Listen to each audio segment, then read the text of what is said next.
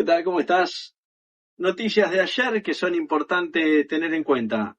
Hubo algunas declaraciones cruzadas con el tema de la carne de Argentina, ¿no? Trump dijo, bueno, vamos a comprar más carne de Argentina. Salió el Departamento de Agricultura, o sea, la responsable, ahora se me fue el nombre, a decir que básicamente la carne argentina tenía aftosa y que qué sé yo, qué historia más. La realidad es que hoy que la carne no tiene aftosa. En Argentina tenemos barreras fitosanitarias, entonces tenemos una zona en donde es libre de aftosa con vacunación y libre de aftosa sin vacunación. En Argentina se sigue vacunando igual, de hecho ese era un tema de Sturzenegger que estuvo tocando los otros días, o sea, seguimos vacunando igual, y la parte sur, digamos, hay una barrera fitosanitaria en donde hacia el sur no tenés que vacunar, no es necesario, y hacia el norte, bueno, es obligatorio. Entonces, hoy la Argentina ya le está vendiendo a Estados Unidos 20.000 toneladas. Y ayer se vio en las noticias, en Bloomberg, que se iba a incrementar esa cuota de 20.000 toneladas a 80.000 toneladas. ¿Qué significa esto? Básicamente hoy la Argentina está exportando unos 850.000 toneladas. Entonces, bueno, esto sería pasar a casi, no te digo un 10%, pero sería un 8%, un 7% más, ¿no? Por lo menos a Estados Unidos. Por otro lado, Estados Unidos, para tener un orden de magnitudes, produce 12 millones de toneladas de carne vacuna, ¿no? E importa 1,5 millones más o menos de toneladas, 1,7 millones, 1,5 millones más o menos el orden. Entonces, también hubo noticias al respecto, pero bueno, el significado de esa noticia tenía que ver con decir, bueno, mirá, si pasamos de 20 a 80, la verdad es que no nos cambia mucho porque nosotros tenemos una producción de 12 millones y, bueno, es bastante grande la producción, ¿no? Así que bueno, esa es la noticia respecto al agro. Y después lo que tenemos es el MULC, que estuvo operando unos 800 millones de dólares, en los cuales se sospecha, se dice que el Tesoro de Estados Unidos vendió entre 400 y 500 millones. No se sabe, o sea, no está la información oficial, es lo que se dice. La verdad es que yo te lo cuento, pero no sé de dónde la fuente, honestamente. Vi varios que lo dijeron, pero nadie lo dijo fulano. Eh, Así que bueno, eso, lo importante es que también el tipo de cambio ayer bajó y no hubo noticias, con lo cual tiene cierto sentido, habrá que ver, no lo sé. No vamos a enterar en unos días porque estas cosas no se pueden mantener ocultas, digamos, en un momento aparecen. Y la verdad que tampoco es que nos cambia mucho saber si fueron 300 o 500 a 2 días de las elecciones.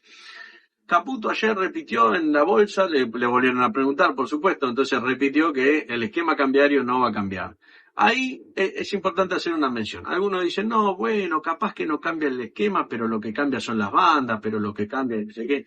Cualquier cambio es esquema cambiario, muchachos. Acá no hay interpretación, no hay grises. Vos tenés un esquema cambiario definido y con reglas claras. Punto. Después te puede gustar o no. Si vos lo cambiás, cambiaste el esquema cambiario. O sea, eso es tan simple como eso. O sea, nadie va a venir a decirte, no, bueno, en realidad el esquema se mantiene, pero con las bandas entre 2.000 y 2.500, ¿no? Eso no va a pasar. O sea, puede pasar, pero nadie te va a decir que el esquema cambiario se mantuvo. O sea, eso es cambiar el esquema, punto. Es importante porque hay algunas discusiones en donde cada uno pone a trabajar su imaginación y se imagina en escenarios, ¿no? Totalmente dispares, ¿no? Y así como, bueno, qué sé yo, cada uno, la imaginación no tiene límites. Ahora vamos a las opciones y a los futuros. ¿Qué está pasando con las opciones de Galicia? Lo que sucedió ayer es que se redujeron las ventas, se operó muchísimo el Strike 5.900, pero eso tiene que ver mucho con operaciones intradiarias y operaciones de especulación de corto plazo. Pero las ventas que estaban presionando ese Strike desaparecieron en gran medida, no te digo todas, pero el jugador de ahí se movió, o los jugadores se movieron. ¿Qué pasó con eso? La curva se empezó a achatar. ¿Cuánto se acható? Y unos puntos que son como 7 puntos. ¿Y qué representa eso? Bueno, bastante. Si vos tenías una estrategia que se beneficiaba de la suba en la volatilidad de esos strikes, seguramente hayas visto que estás ganando dinero. ¿Qué hay que hacer ahora? Bueno, cada uno sabe qué tiene que hacer con su estrategia. Yo hice una estrategia así, que la hice el día 20, la compartí en el grupo, y lo que creo que hay que hacer siempre ante estos escenarios es gestionar tempranamente. Es muy importante siempre gestionar cuando estás ganando, porque eso te va a evitar después tener que gestionar las pérdidas, ¿no? Si gestionás bien cuando ganás, te evitas gestionar después una pérdida por no haber gestionado antes. Bueno, esas son las opciones. ¿Qué podemos esperar? La verdad que yo creo que la curva se va a seguir normalizando. Ya no quedan muchos días, no hay mucho más margen, pero entiendo que a medida que veamos que, las compras ya se realizaron y la venta de los calls se realizaron y la compra de los puts, eso va a ir tendiendo a bajar. ¿Qué puede pasar el día después? Atento, porque ahí tenemos una gran zona de descubierto. Por todas las compras que hubo ventas. ¿Y qué puede pasar si el papel, en el hipotético caso de que el papel suba el día lunes? Bueno, que los que están vendidos empiezan a perder dinero. Por supuesto que los compradores, ¿qué es lo que dicen? Che, pueden decir que cagada, porque si quedamos todos comprados ahí, vamos a salir todos a vender y vamos a tirar el precio para abajo. Sí, es una parte de la historia, es una cara de la moneda, pero la otra cara, el que está comprado y está ganando plata, generalmente tiene un poco más de paciencia, puede esperar un poquito más. Pero el que está vendido y está perdiendo no tiene esa paciencia. Por más billetera y bolsillo de payaso que tenga, el que está, que cada peso que sube pierde unos cuantos millones, no se queda tan tranquilo. Y ese sube generalmente y es más agresivo a la hora de comprar. Así que a tener en cuenta eso, a tener los números en la cabeza y cuidado no quedar del lado equivocado. Y acá no digo el lado equivocado de la dirección del mercado, porque eso no lo sabe nadie. Lo que digo es el lado equivocado del riesgo, ¿no? Si ves un riesgo así latente, qué sé yo no me quedaría ahí, o tenerlo en cuenta para saber cómo cubrirse ante una eventualidad. Y otra cosa es el dólar futuro. Ayer hablamos algo del dólar, pero no lo dejé para hoy. Si uno tiene que vender, cualquier operación que uno haga ante un escenario binario, lo que tiene que buscar es una asimetría, o sea que si ganás, ganás más de lo que perdés. Si no, no te conviene, es una moneda al aire en donde no tenés beneficio matemático, es jugar por jugar. Eso te conviene ir a la carrera de caballo o a la ruleta, o al juego de azar que te guste. Ahora, buscás asimetría. Entonces, en el mercado de futuros, por ejemplo, si vos te querés vender en futuros, yo no estoy diciendo que lo hagas, te estoy diciendo, si vos te querés vender porque crees que el dólar está alto y crees que es conveniente venderse o que es un buen trade, hay que decidir en qué contrato venderse, porque no es lo mismo cualquier contrato. Entonces vos tenés contratos cortos, medianos y largos. Generalmente los largos tienen poca liquidez. Vamos a decir que los largos son a 1 año, a 10 meses. Los cortos son 1, 2, 3 meses y los medianos son entre 3 y 7 meses. Más o menos para tener definida la curva. ¿Qué pasa? Si vos te vendés en el contrato corto, algo antes de eso.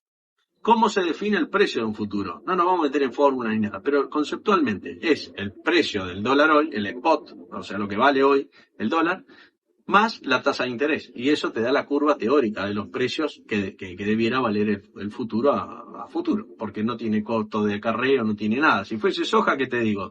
La bolsa de soja hoy y el costo de acarreo y bueno, la estacionalidad, porque por ahí tenés la soja vieja, soja nueva, ¿no? Pero en el caso de las monedas, es tenerla en el banco, con lo cual es la moneda más la tasa de interés, simple. Modelo de no arbitraje, es decir, si vale más de eso hay un arbitraje posible, si vale menos hay otro arbitraje, en uno comprar, en el otro vender. Bueno, ¿cuál vendés, el corto o el largo? Si vendés el corto, tu futuro va a ser muy sensible al precio, porque supongamos que pasan las elecciones, no hay devaluación, ¿qué va a pasar? Con esa expectativa de devaluación va a caer ese futuro 50, 100 pesos y se acabó la historia. ¿Y qué va a pasar con el futuro largo? Cuando baje el corto, lo que va a pasar es, va a bajar el corto, 100 pesos, por ejemplo, y el largo es esperable que baje el mismo monto y que además se adecúen las expectativas. Por ahí no del todo, ¿por qué? Porque el mercado puede cambiar las expectativas. Y decir, bueno, no se evalúa en noviembre, se va a evaluar en enero. Entonces, por ahí se mantiene. Pero va a bajar la expectativa un poco y va a bajar la tasa.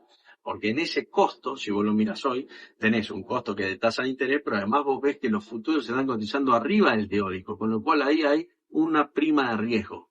Entonces, esa prima de riesgo se va a ver reducida. Eso en el mejor escenario. Que el futuro baje, digo mejor escenario porque vos estarías vendido.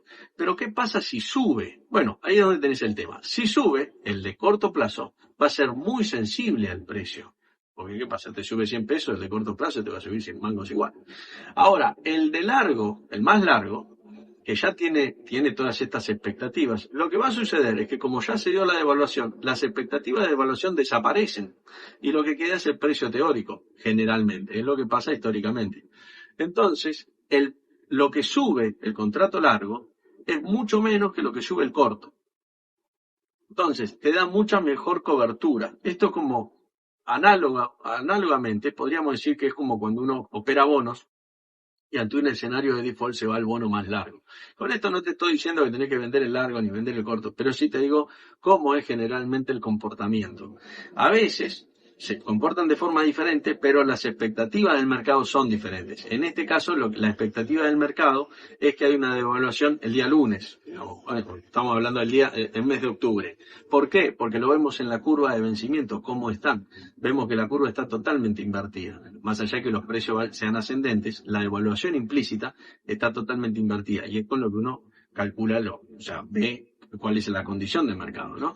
Y por otro lado, si miramos la banda superior y asumimos que esa banda se va a mantener, bueno, cuanto más lejos de la banda superior estemos, mayor ganancia vamos a obtener. Y algo para cerrar, hay algo que se llama el roll de curve, que es rolear alrededor de la curva. ¿Qué significa esto? Cuando vos tenés un contrato más largo y se acerca el vencimiento, agarrás la parte de la aceleración de la curva, ¿no?